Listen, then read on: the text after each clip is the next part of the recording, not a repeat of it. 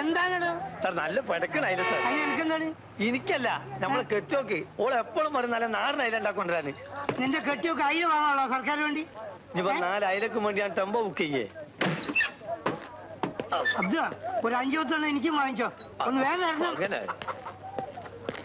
അതിലെന്താ വില? 10 രൂപയ്ക്ക് 5.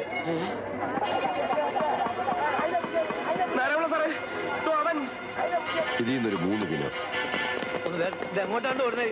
ഇവിടെ വേണം. അയിലാന്ന് തിരുവനന്തപുരത്തിൽ പിടിക്കാൻ പോകുമ്പോ അയില വാങ്ങണം.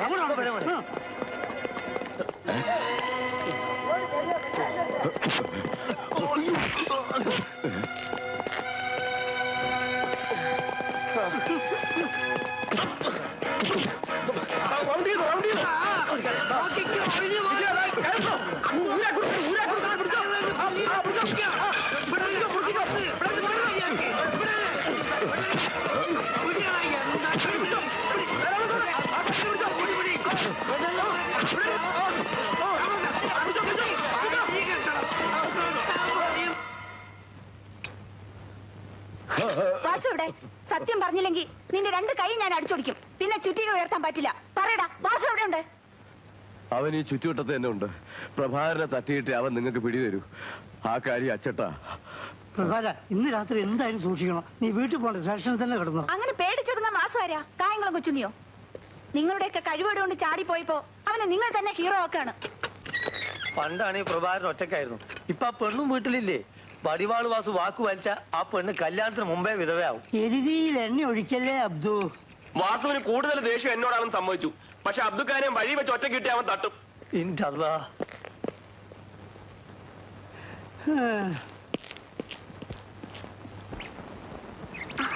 അമ്മേ, ശ്രീകൃഷ്ണന്റെ അച്ഛനും അമ്മയും വരുന്നു.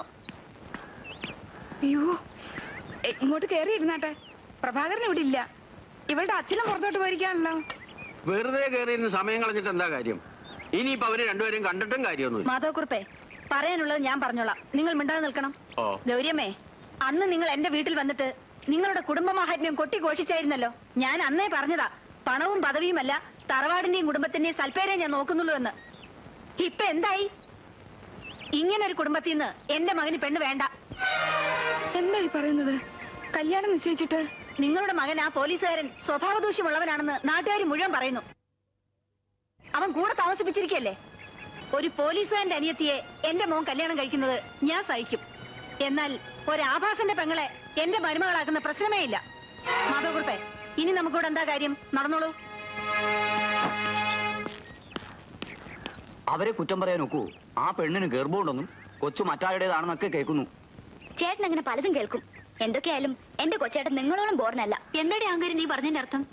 ചേച്ചിയുടെ ഭർത്താവിന്റെ തൽസ്വരൂപം ഞാൻ കണ്ടിട്ടുണ്ടെന്ന്. ആ കൊച്ചിനെ ഓർത്ത് ഞാൻ കൂടുതലൊന്നും പറയുന്നില്ല.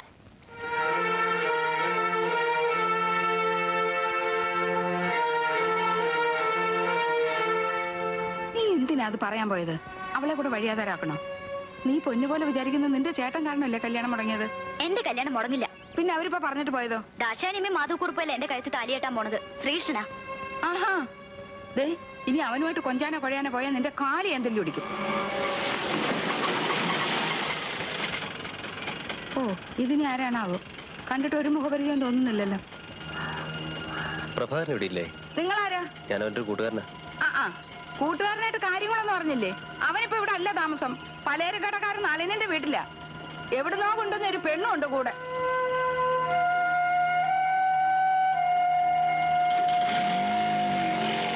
ഈ അമ്മയുടെ ഒരു നാക്ക്. വരുന്നവരോടൊക്കെ എന്തിനാ പുരാണം പറയാൻ നിൽക്കുന്നേ? നീ പോടി.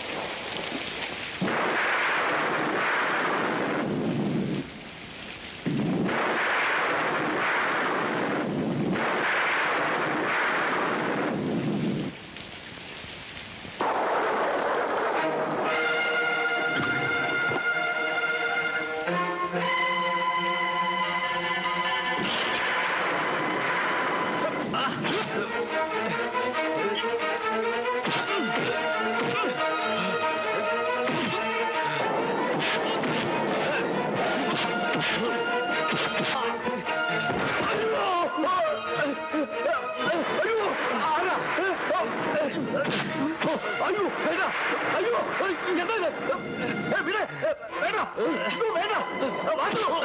അടുത്ത് വരരുത്, രണ്ടര ഞാൻ വിട്ടും. വെട്ട്, ആദ്യം എന്നെ തന്നെ വെട്ട്. എന്നെ കൊന്നിട്ട് ഇവിടുന്ന് പോയാ മതി. എന്നെ രക്ഷിച്ചവരുടെ വീട്ടിൽ തന്നെ കക്കാൻ വന്നു അല്ലേ? എന്ത് പോണേ നീ ഇവിടെ എങ്ങനെ വന്നു? ഇറങ്ങിപ്പോ ഇവിടുന്ന്. എനിക്ക് ഇങ്ങനെ ഒരു ചേട്ടനില്ല. എന്റെ ചേട്ടൻ പണ്ടേ ചത്തുപോയി.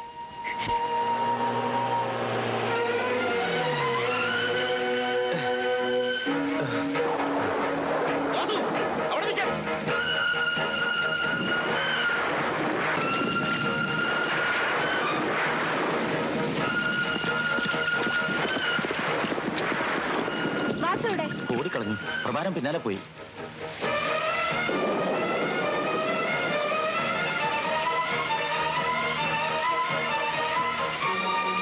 അവൻ രക്ഷപ്പെട്ടു കളഞ്ഞു. പ്രഭാകരൻ ഇനി കൂടുതലായി അഭിനയിക്കണമെന്നില്ല. കാമുകിയുടെ ആംഗളയുമായി ഒത്തുകളിച്ച് ഡിപ്പാർട്ട്മെന്റിനെ പരിഹസിക്കുകയാണല്ലേ? മാഡം, ഞാൻ എല്ലാം അന്വേഷിച്ചറിഞ്ഞു. ഇന്ദു വാസുവിന്റെ അനിയത്തിയാണ്. സത്യമായിട്ടും എനിക്കത് അറിഞ്ഞൂടായിരുന്നു. വാസുവിനെ പിടിക്കാൻ ഇനി പ്രഭാകരന്റെ സഹായം ഞങ്ങൾക്ക് ആവശ്യമില്ല. നാരായണുള്ളേ വരൂ.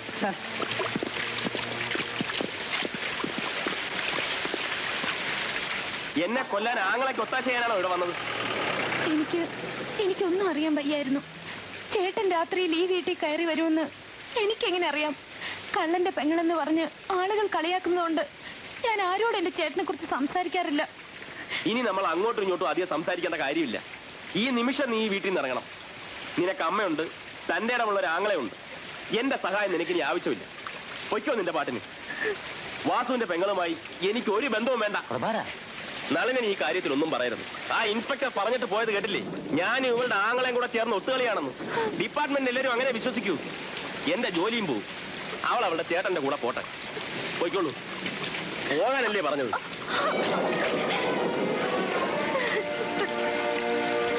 പ്രഭാകരൻ ചെയ്തത് കടുങ്കയായി പോയി. ഈ പെരുമഴയത്ത് അവളെ ഇറക്കി വിട്ടത് ശരിയായില്ല. ഇത് എന്റെ വീടാണ്. നീയാണ് അവളെ ഇവിടെ കൂട്ടിക്കൊണ്ടുവന്നത്. നീ തന്നെ അവള് നല്ലവളാണെന്ന് എന്നോട് പറഞ്ഞത്. മനുഷ്യത്വമില്ലാത്ത പെരുമാറ്റം. അവൾ എന്ത് വിളിച്ചു? മര്യാദയ്ക്ക് അവളെ തിരിച്ചു വിളിച്ചോണ്ട് വാ. പോടാ.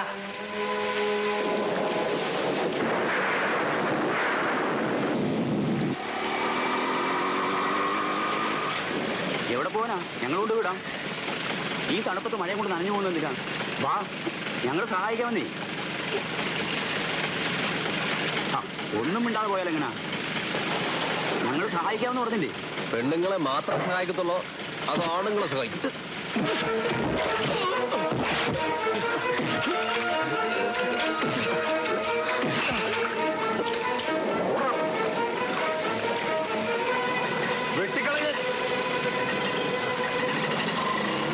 എന്തുവാ നീ ചേട്ടൻ പറയുന്നൊന്ന് കേക്ക്.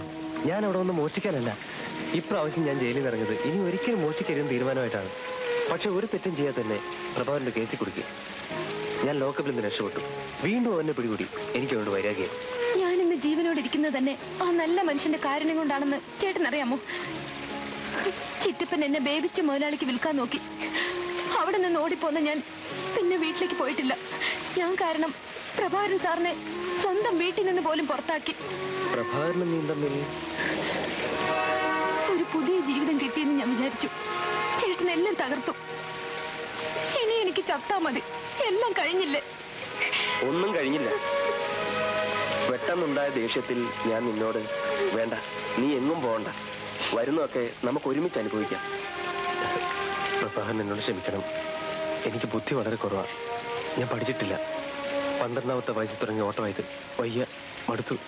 എല്ലാം മതിയാക്കാൻ തീരുമാനിച്ചു. വീട്ടിൽ പോകണം, അമ്മയും അനിയത്തെയും കാണണം, എന്തെങ്കിലും ഒരു തൊഴിൽ ജീവിക്കണം എന്നൊക്കെ വിചാരിച്ചു.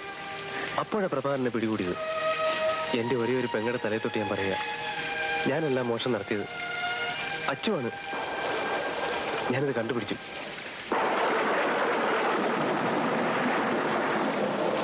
എൻ്റെ വഴിതെറ്റിപ്പോയതുകൊണ്ടാണ് എൻ്റെ അനിയത്തിക്ക് ഗതി വന്നത്. പക്ഷെ പ്രഭാകരനറിയാവോ, ഞാൻ ആദ്യമായി കട്ടത് ഇവക്ക് വേണ്ടി തന്നെയാണ്. ഇവൾ വിശന്ന് കരയുന്ന കാണാൻ ത്രാണിയില്ലാതായപ്പോൾ ഞാൻ കള്ളനായി. എന്റെ ദൈവമേ, പട്ടിണി കിടന്ന് എന്റെ കുഞ്ഞുങ്ങളെ ചത്തുപോ. പിന്നെയും പച്ചവെള്ളം കൊടുത്ത് വയറ്റിളക്കവും പിടിച്ചു. മോൻ വടക്കേരി പോയി ഒരു തുടം പാല് തരാൻ പറ. കുഞ്ഞ് കരയുന്നെന്ന് പറ. പൈസ കൊടുക്കാതെ ഇനി തരില്ലെന്ന് പറഞ്ഞമ്മേ. തങ്കപ്പച്ചേട്ടാ ഒന്നൊഴിച്ചേ. ഓ, ഇവനങ്ങ് ചെന്നാലേ കാര്യങ്ങൾ നേരെയാവും.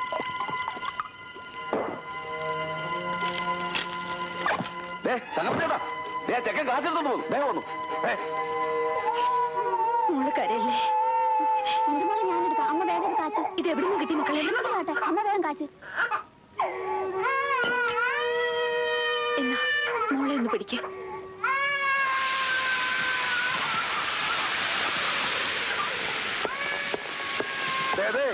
ഇവൻ തന്നെ പട്ടാപ്പകൽ എന്റെ കൺവട്ടത്തിൽ രൂപ എടുത്തോടി. എന്താ ഇത്? എന്താ എന്റെ മോൻ ചെയ്തത്? എന്താണോ? അയ്യോ അയ്യോ മോനെ. അമ്മ വീണ്ടും തങ്കപ്പൻ നായരെ കണ്ടു. അയാൾ എന്നെ പോലീസ് സ്റ്റേഷനിൽ നിന്ന് പുറത്തു കൊണ്ടുവന്നു. അമ്മയ്ക്ക് അയാളോട് തോന്നിയ കടപ്പാടിന് അയാൾ ഒരു വലിയ വില നിശ്ചയിച്ചു. സഹായിക്കാൻ എന്ന പേരിൽ അയാൾ പതിവായി വീട്ടിൽ വരാൻ തുടങ്ങി. കള്ളവാറ്റുകാരൻ തങ്കപ്പൻ നായർ അങ്ങനെ പതുക്കെ പതുക്കെ ഞങ്ങളുടെ വീട്ടിലെ ആളായി മാറി.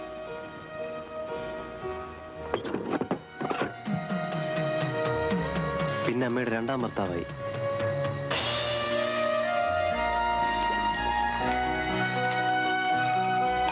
ഒരു ദിവസം ഒരു നിസാര കുറ്റത്തിന് അയാൾ എന്നെ പൊതിരെ തല്ലി. തടസ്സം പിടിക്കാമെന്ന് അമ്മയയാൾ വെറുതെ വിട്ടില്ല.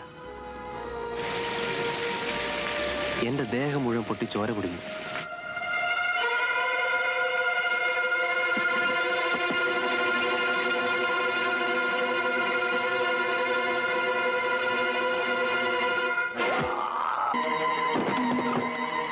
ഇരുട്ടത്ത് എങ്ങോട്ടൊന്നില്ലാതെ ഞാൻ ഓടി. 12ാം വയസ്സിൽ തുടങ്ങിയ തെറ്റ് ഇന്നും തുടരുകയാണ്. പലപ്പോഴും ജയിലിലായി പല കുറ്റങ്ങൾക്കും.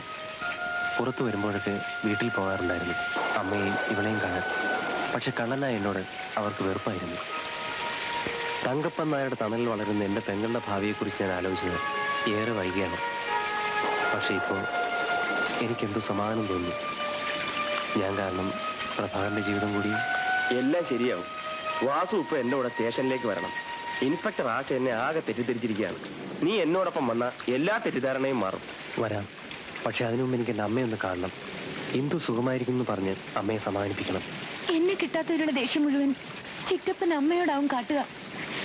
നമ്മുടെ അമ്മയെ അയാൾ കൊല്ലാതെ കൊല്ലുന്നുണ്ടാവും. പ്രഭാകര, ഞാൻ അമ്മയൊന്ന് കണ്ടിട്ട് നാളെ തന്നെ സ്റ്റേഷനിൽ നേരിട്ട് ഹാജരാകാം. സത്യം. ഞാൻ നിന്നെ വിശ്വസിക്കുന്നു. ഇന്ദുവിനെ കരുതി. നീ എന്നെ ചതിച്ചാൽ എനിക്കും നിന്റെ പെങ്ങൾക്കും പിന്നെ ജീവിതമില്ല. അത് നീ മറക്കണ്ട.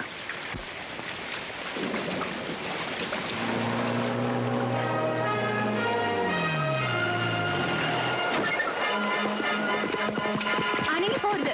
I will shoot U.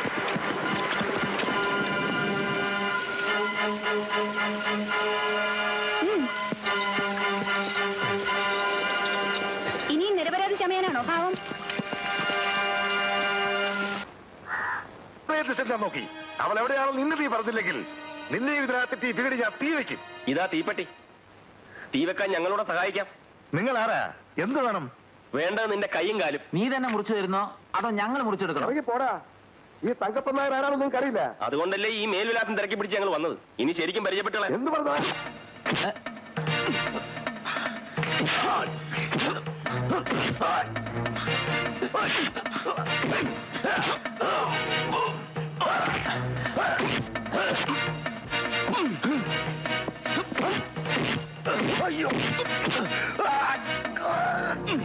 നീ നടത്തിയ ഭീഷണി വേണമെങ്കിൽ ഇപ്പൊ ഞങ്ങൾക്ക് നടത്താം. വാതിൽ അടച്ചുപൂട്ടി വീടിന് തീ വെക്കാം. പട്ടി. എടോ, ചൂരത്തം പെണ്ണുങ്ങളോടല്ലോ കാണിക്കേണ്ടത്. അമ്മ ഇനി ഇവിടെ താമസിക്കണ്ട. നമുക്ക് ഇന്ദുവിന്റെ അടുത്തേക്ക് പോവാം. എന്റെ ഇന്ദു മോളോ? അവളാണോ നിങ്ങളെ ഇങ്ങോട്ട് അയച്ചത്? അതെ. ഇന്ദു. അമ്മേ. മോളെ, എന്റെ പൊന്നു മോളെ, നിന്നെ കാണാതായപ്പോ അമ്മ ആകെ തളർന്നു പോയി. അമ്മ അകത്തേക്ക് ചെല്ലും. അമ്മ വരും.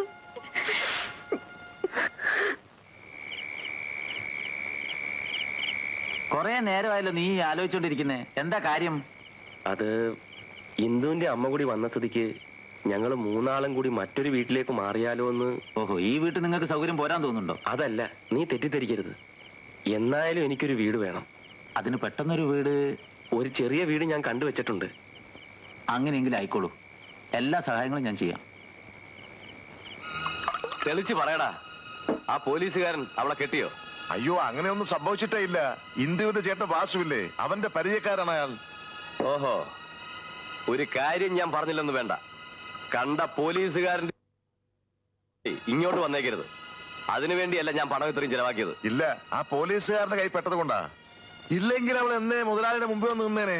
എനിക്ക് കുറച്ച് ദിവസം കൂടെ സമയം വേണം. പറയാൻ എനിക്ക് വിഷമമുണ്ട്. പ്രഭാകരനെ 3 മാസത്തേക്ക് ജോലിയിൽ നിന്ന് സസ്പെൻഡ് ചെയ്തിരിക്കുകയാണ്, വാസുവിനെ രക്ഷപ്പെടുത്താൻ ശ്രമിച്ചതിന്. 2 പ്രാവശ്യം ജീവൻ പണയപ്പെടുത്തി വാസുവിനെ പിടികൂടിയത് ഞാനല്ലേ? അന്ന് എനിക്ക് ഇൻക്രിമെന്റ് ഒന്നും തന്നില്ലല്ലോ. ഇത്തരം ചോദ്യങ്ങൾക്ക് നമ്മുടെ ഡിപ്പാർട്ട്മെന്റിൽ ഒരു പ്രസക്തിയില്ല. You may go.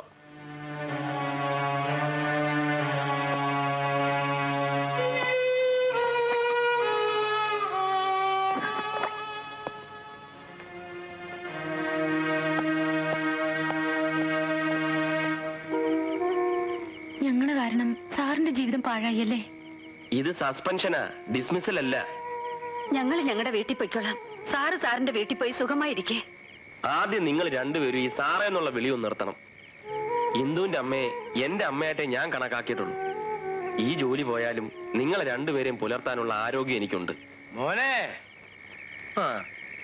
എന്നെ ഡിസ്മിസ് ചെയ്തപ്പോ പറഞ്ഞിട്ട് ഞാൻ ഇറങ്ങിപ്പോന്നു. എന്റെ മോൻ ഈ ഉമ്മാക്കി കണ്ടിട്ടൊന്നും പേടിക്കരുത്. തുമ്മ്യാ തെറിച്ചു പോണ മൂക്ക് നമുക്ക് എന്തിനാണ്? മോളെ, ഞാൻ എന്തെങ്കിലും തെറ്റായിട്ട് പറഞ്ഞിട്ടുണ്ടെങ്കിൽ നീ അത് മറന്നേക്കണം. ഇത് ഇന്ദുവിന്റെ അമ്മയല്ലേ? എന്താ പേര്? ദേവകി. ദേവകിക്കുട്ടി, നീ എന്റെ അനിയത്തിയ, ഞാൻ നിന്റെ ചേട്ടൻ. ഇവൾ എന്റെ മോന്റെ മുറപ്പെണ്ണ്. എന്റെ അനന്തരവളെ എന്റെ മോൻ കെട്ടും. ഞാൻ നോക്കട്ടെ. ഓ പ്രഭാര, ഈക്കൊരു 5 രൂപ താടാ. അച്ഛൻ ഇപ്പൊ തന്നെ നന്നായി കുടിച്ചിട്ടുണ്ട്. ഇതിൽ കൂടുതലായാൽ ആരെങ്കിലും ചീത്ത വിളിക്കും. വേണ്ട. എന്റെ പൊന്നു മോനല്ലേ, നിന്റെ സസ്പെൻഷൻ അച്ഛനൊന്നും ആഘോഷിക്കട്ടാ. ഇന്ന് കുടിച്ചില്ലെങ്കിൽ ഞാൻ നെഞ്ചു പൊട്ടി ചത്തുപോകും. താട മോനെ.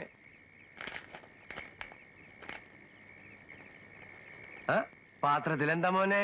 അപ്പൂപ്പൻ പോയിക്കോ, ഇതിൽ പരുത്തിക്കുറും പിണ്ണാക്ക. പോരാ.